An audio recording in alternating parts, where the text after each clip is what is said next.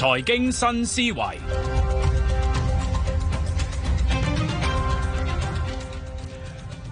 歡迎大家收聽財經新思維。咁證監會咧，尋日就公布咗咧無紙證券化市場嘅發展。我哋簡單即係證券無紙化啦吓。嗱，其實咧上年年底嘅時候咧，佢都話應該今年年初會即係推行噶啦。咁但係而家俾個日期咧就係今年嘅11月16號。另外咧會分5年裏邊咧喺過渡期裏邊咧，希望盡量做晒佢嘅。咁成個發展會點咧？首先咧，將來啲上市公司唔使出實體股票噶啦，全部無紙化咗去啦。咁跟住咧，啲證券行理論上都係咪應該幾開心咧？因為唔會再有人攞啲股票嚟交收等等轉讓，以前要等一段時間噶嘛。但係最近去翻散戶層面方面啦，咁而家大部分佢哋應該唔講，以前咧成日有個笑話就係啲股票輸晒嘅話攞嚟做牆紙貼咗去啦，實體啊，因為而家都冇啦，係咪都無紙化咗噶。咁對成個業界嘅有幾大嘅即係影響咧，同埋佢哋會點樣適應嘅咧？喺旁邊揾嚟我哋好朋友啦，證券及期貨專業總會副會長葉漢德嘅 Thomas， 你好 Thomas。你好，家樂。嗱，我哋都想探討一樣嘢，因為其實根據證監會所講咧，你唔好睇少咗，原來將好多哥哥姐姐咧係中意揸住實體證嘅股票嘅收息。好開心嘅，嗰度咧原來存放喺全港裏邊大約有1100萬張。嗱，隨住而家開展咗呢個無紙化嘅話咧，嗱，上市公司應該好開心嘅，因為你會印股票唔使錢㗎。咁而家全部變晒無紙化嘅話，理論上佢應該好開心。但係咧喺點解出現咗所謂嘅，當然要需要實體啦，好多時要開會啊、寫 POX 啊，或者係入場啦，當然要靠呢張嘢。而家係咪全部可以數碼化？一部手機裏邊可以 show 到出嚟就可以搞掂晒㗎啦，應該係。係啊，絕對係，呢個亦都係大方向所趨嘅。而家政府啊、港交所啊、證監啊，亦都係步向呢個方向嘅。咁嗱，其實我喺歐美方面啦，英國啊、美國同埋新加坡方面咧，區內都已經推行咗噶啦。咁我哋都應該追嘅。我諗一樣嘢咧，假如真係去到呢個即係無紙化嘅呢個境界裏邊嘅話咧，咁以前我啲傳統逐筆講先，上市公司佢哋將來會點樣咧？嗱，完全唔需要。我哋知我哋每上年有成百幾間上市公司噶嘛，我估係佢哋都好多應該無紙化噶。當然話你需要嘅，我都會印俾你嘅。但係而家將來唔需要嘅話咧，佢全部可以透過即係電子股裏面搞掂晒啦。咁開股東大會裏邊都理論上都唔使攞股票去噶啦，基本上寫 POX 嘅話，全部都會 email 俾咗你，然之後你填咗之後再去即係投票等等嘅嘢啦。嗱，咁呢個係公司層面方面啦，但係喺證券商，你哋嘅層面方面，你哋會點樣咧？因為行咗咁多年裏邊咧，你都係要實體股票交收等等嘅嘢，總之係全倉過程裏邊，你俾我嘅，我就擺喺個倉裏邊嘛，擺落 CCASS 裏邊噶嘛。而家將來呢部分會點做先？首先我哋呢個 scheme 咧，唔係強制性話要求現有嘅實物股票咧，就一定係5年之內要將佢變電子化嘅，只不過係影響到將來上市公司就冇得行實物股票呢條路嘅。咁其實我哋證券行為例咧，其實都有好多客戶咧係仲有存放緊呢個實物股票嘅，因為大家對於風險嘅位納都唔同啦。有啲人覺得可能覺得佢自己 keep 住睇到嘅財產會比較穩陣啊，因為每個人個經歷都唔同，有啲可能覺得經歷咗銀行擠提啊，經歷過啲保險商俾人攞去對區啊咁樣嘅事件。咁呢啲嘢咧，其實每個投資者嘅角度都唔同。咁我哋依然仲有一批客係用緊實物股票嘅，咁對佢哋影響大唔大呢？因為其實新嘅措施都唔會話強迫佢哋將呢啲實物股票轉翻入電子化，所以佢哋亦都可以繼續選擇去以往嘅方式去收翻股息，或者係投票啊、出席股東大會嘅。咁將來嘅話，當然啦，有新嘅措施嘅話，我哋亦都會全力配合政府嘅相關措施，去幫助有需要去轉用新嘅系統嘅投資者去轉用新嘅服務啦。好，咁簡單而言嘅話咧，其實即係睇翻證監會即係發言人佢話，其實你唔好睇出呢個即係無紙化咗之後咧，成本係慳好多噶。將會好高效嘅，我就諗緊而家我哋都係 T+2 啫，喺歐美、內地都 T+1，咁其實咧喺歐美如果有啲開始邁向 T+0嘅咧，其實無紙化咪幫咗，因為話晒咪你 T+ 點可以出現 T+0啫？你攞張股票入翻嚟，我再對一對入伙裏邊，我啲都需要時間噶嘛。而家唔使喎，撳個字、撳個數 check 咗 OK 就得噶咯。咁所以其實係咪最終境界我哋呢方面我哋進入 T+0嘅世界先？冇錯，嘉樂你講得非常之啱。其實方向就係咁樣嘅。你要行去 T+1嘅話呢，首先我哋要提高營運效率先。咁啊，首先就係將證券無紙化啦，令到交收啊、結算都方便好多。咁下一步嘅將來啦，對於呢個T+1 就令到資本效率提高啦。咁或者再甚啲啦，去到再遠啲嘅話，可能行到數碼港元嗰方面都係有幫助嘅。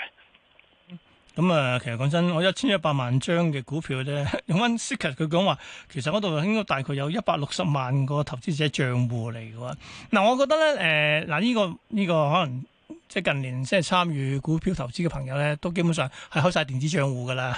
我懷疑佢哋應該未見過真正嘅股票係點，就算抽下新股嗰啲都唔會話，喂，新股係咪應該訂個即係新股？我記得以前咧收新股咧2個禮拜，佢之後寄俾你，然之後你喺上面簽完名之後再去股票行買噶嘛，基本上而家唔興呢樣嘢㗎啦，係咪？咁所以技術上嘅話，即係炒緊新股嘅朋友，年輕嘅一代，佢哋都可能未揸過一隻股票喎。但係咧，去到一啲即係長情嗰啲長者啊，或者係啲哥哥姐姐嘅話咧，佢哋真係幾中意實體股票嘅喎。咁而家講真，就算攞翻屋企擺嘅話，或者係揾保險箱擺嘅話咧，因為佢登記咗佢個地址嘅話咧，佢哋自動會任何嘅支票啊，嗰啲咁嘅股息都會寄俾佢噶嘛。所以佢哋習慣咗呢種模式㗎啦。但係而家嚟緊開始無紙化嘅話咧，會點樣改變佢哋呢種即係持股心態先？我相信佢哋都不受影響嘅，因為始終佢哋都習慣咗咁做啦。一來，二來就唔會話有個強制性要佢哋轉翻做嗰個數碼化啦。第三就係話點解佢哋當初咁做呢？其實就係話因為佢哋嘅風險嘅取態有關，佢哋見到好多嗰啲風險，其實佢哋可以承受唔到嘅，例如之前講過啲銀行擠提啊，或者保險商都可以唔見咗咁樣嘅。咁但係佢哋又覺得佢哋可以應付到一啲實體化嘅紙張嘅風險，例如係俾火燒啊、俾水浸爛啊、發毛啊，或者俾人偷咗，或者自己唔見咗，呢啲佢又覺得可以 manage 到嘅話，咁佢哋咪自己選擇去自己處理咯。咁所以當時佢有呢個選擇權，佢亦都行使咗呢個選擇權。我又唔覺得呢個制度會令到佢哋呢個風險胃納會有所轉變嘅，咁佢哋依然會繼續用翻以往嘅方式去收股票或者係出席股東大會投票咁樣咯。嗯哼，因為最近有啲咩即係年輕朋友佢話佢哋基本上佢哋今時買入股票嘅話咧，佢都唔會要你寄俾我噶啦，係咪？總之就係喺個倉裏邊自己撥嚟撥去等等嘅嘢噶嘛。因為呢個都係成本嚟嘅。嗱，咁梗係去翻咧，去呢個所謂去實物化過程裏邊嘅話咧，其實都幾有趣喎。佢話假如全部咧港交所方面都話咧，喺佢哋嗰個所謂香港實施無紙化市場中介人資料冊裏邊都話咧，將來會有新收費模式㗎。佢話你一張股票去變翻做交咗俾佢，然之後變成一個電子嘅股票嘅話咧，我張都要俾錢㗎。當然開期盡量會每張要5蚊。我諗翻起你最近收嗰啲 invoice 咧，銀行都話你盡量轉晒去做。嗱，你去翻呢個有趣啦。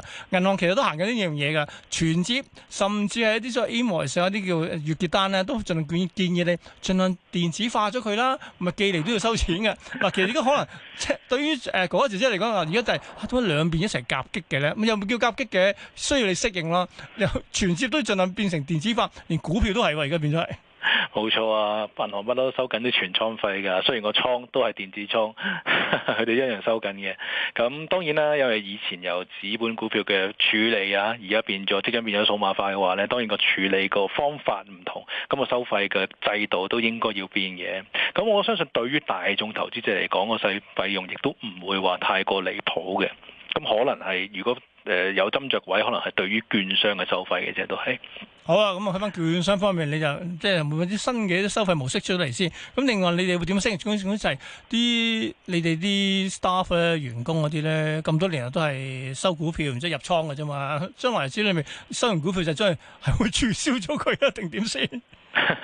我哋睇客戶意願嘅咋，因為其實有啲客戶真係好仲想收住實物股票嘅，仲想持有嘅，就正如佢哋都繼續用支票或者現金一樣咯。咁呢啲行為模式我哋係需要理解同尊重，但係正如嘉樂你所講啦，我越嚟越多人已經用緊電子化，包括年青呢一代啊咁樣。其實我哋好尷尬就係我哋位於呢個科技嘅鹹淡水交界嘅，我哋見證住一批有科技嘅潮流咁樣啦。大帶動到成個行業點樣轉變啦。但係同時有一批人咧係堅持用翻傳統嘅方式嘅，咁呢樣就睇下我哋點樣去作為行業嘅practitioner點樣去幫助兩批人都可以處理到佢哋嘅目的啦。當然即係咁有啲人話我係中意將股票擺喺屋企黏喺度啊，咁唔得㗎。不過嗱，當然佢有佢考量點樣嘅，但我覺得咧大勢所趨，環球大勢所趨都係咧無紙化㗎啦。同意。咁但係佢去翻立晒成本方面真係慳幾多先？另外會喺個所謂服務收費方面體驗到出嚟嘅先。我諗慳嘅話都唔會太大嘅，因為原本而家如果作為一個處理實物嘅話，可能佢提出啦，我當個例子啦，可能提出係可能3個半一張紙咁樣嘅，咁但係呢個係貴啦，但係亦都唔會有人選擇去提出咁樣嘅，咁或者佢哋已經好多俾咗㗎啦，已經開頭嘅時候，咁所以呢個費用亦都唔會話即係持有實物嘅費用亦都唔會話太高，咁將來因為電子化嘅話呢，亦都唔會話有太多高嘅成本，因為全部都係電子化啊嘛，呢個亦都係電子化嘅好處啦。咁所以對於費用嚟講，大眾嚟講就唔會有太大嘅區別，令到佢哋唔使用，即係或者全部轉晒做數碼化咁樣咯。嗱，當然你唔好忘記，有段時間咧，大家即係對於所謂嘅實物交收方面咁緊張，因為就係覺得存倉費嗰度好重要噶嘛。咁講真，你傳俾我，有手續上要擺翻入去等等嘅嘢噶嘛。嗱，將來變晒無紙化嘅話咧，你哋甚至去銀行、金融機構收嗰啲存倉費可以減啊，定點先？我哋就不嬲冇收存倉費，我知你哋冇嘅。咁銀行就不嬲有收存倉費，咁我就唔知銀行嗰邊點樣取態啦呢方面。咁但係我相信一定會傾向下邊嘅，對於投資者角度嚟講，一定係趨向減低成本嘅呢件事嘅實行嘅話。嗱，我又去翻一樣嘢，其實今時今日咧，我覺得即係好多嘅股票買賣咧，因為最近睇翻一啲分析嘅話咧，好多人即係實際上咧，其實好多時個股票買賣佢哋係咪真係會係傾向於係長期收息，定係其實短線獲利就算數咧？因為假如係短線獲利嘅話咧，我真係冇需要係擺落即係喺個 CCA 上掹出嚟嘅，甚至有啲。假如有啲識計股票、識即係留意股市行情嗰啲嘅話咧，當某啲機構性投資者一啲股票突然間由 CCA 上掹出嚟嘅話咧，佢通常覺得真係一係就披醒，一係就做其他嘢，因為我呢啲兩間好數好大㗎啦嚇。因為呢方面就被譽為佢哋咧係講係去洞悉市場動態嘅嘢。嗱，咁將來日子裏邊嘅話咧，呢啲已經唔需要實體㗎啦，變性係全部係啲電子數據嘅一啲傳輸等等嘅嘢嘅話咧，仲會唔會大家都要所謂 CCA 嗰個中央結算嗰個倉睇得咁重要先？你提出好個 point 㗎。其實嗰個電子化嘅話咧，好多好處，但係其中一個我唔可以講唔好處啦，或者一個特點就係好似你正話所講，有好多機構如果佢有咩風吹草動，要提出大量股票嘅時候咧，通過第時電子化之後咧，我哋就未必可以睇到咁清楚啦。又或者咁講啦，佢哋冇得收買咯。係啦，咁所以我哋見唔到佢由好多紙股票變做實物，或者調翻轉，所以紙股票變做電子化，或者調翻轉啦，數碼化變咗做紙股票，我哋見唔到呢個步驟，亦都估唔到佢下一步路係點樣啦。咁呢個就係數碼化之後其中一個特點，我哋要適應嘅。好，咁適應方面咧，其實咧，港交所都開始加嘅大力度辦講座等等各方面嘅嘢噶啦。咁啊，作為從業員裏邊咧，佢哋都要上堂噶啦。咁啊，估計佢哋暫時又接唔接受呢個？喂，嚟緊都要新嘢，你話都要上低堂去了解下。咁因為佢要識咗先可以同啲客講噶嘛，係咪？絕對係啊！嚟緊會4月中啦，冇記錯應該14號左右啦。咁第一堂會上啦。咁我諗相信大家行家都會好積極咁聽，睇下會有咩新嘅發展啦。嗱，另一點咧，其實點去到無紙化咧？大家都知道紙張都涉及到所謂環保嘅考量點噶嘛，咁亦都去到即係 ESG 裏邊 E 嗰部分噶啦。當然冇咗紙嘅話，咁似乎好似一切都好似唔使砍伐咁多棵樹啊，咁或者樹可以有其他嘢去即係做其他方面嘅嘢啦。嗱，咁啊諗翻呢樣嘢，成個 ESG 嗰個考量點啦，真係靠無紙化就可以達到好高嘅一個嘅滿足位啊？定點先？我諗會有少少幫助，但係呢，最主要嗰個已經解決咗，就係 IPO 嗰度個 prospectus， 我哋亦都會即係個市場方向亦都係傾向唔印刷咁多書啦嘛。其實最嘥字就係嗰個位，反而無紙化證券嘅話呢，會比較少啲，因為始終用呢個實物股票嘅人，嗰批人已經比較少噶啦本身。嗯哼，所以我都覺得係咧，係話即係當年即係為人所詬病嘅就係話咧 IPO 係2個禮拜又要印一大批，你好多年之前啊，要一大批嘅招股書，厚到啊真係啊！咁而家唔使啦，你全部上網上睇晒所有文件，你睇完之後自己消化完，你覺得 OK，你咪自己認購咯。成個過程都越嚟縮短，你睇Fini 咧，而家真係縮到大概唔使1個禮拜內都全部可以上到掛埋牌嘅已經係，所以呢方面咧其實係有進步嘅，係咪？冇錯，好大進步，德政嚟嘅呢個係。明白。喂，好，今日唔該晒啊，係啊，阿葉漢德簡同我哋分享咗咧，咁嚟緊喺11月16號咧，香港證券市場出現無紙化嘅發展嘅。唔該晒 Thomas，遲啲再揾你傾偈啦，拜拜，再見，拜拜。好啊，送咗係阿 Thomas 之後咧，咁聽完財經新思維啦，而1個鐘頭傍晚新聞天地時間有夠噶啦，我哋聽日同一時間再見。